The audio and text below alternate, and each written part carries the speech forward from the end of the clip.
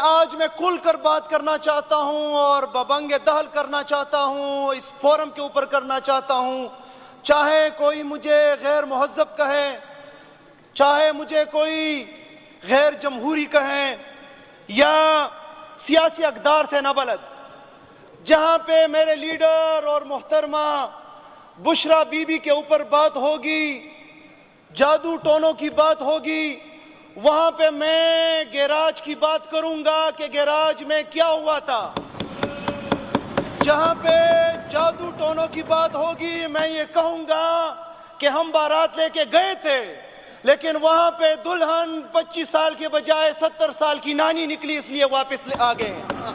جہاں پہ جادو ٹونے کی بات ہوگی اور بشرا بی بی جو کہ ایک باحیا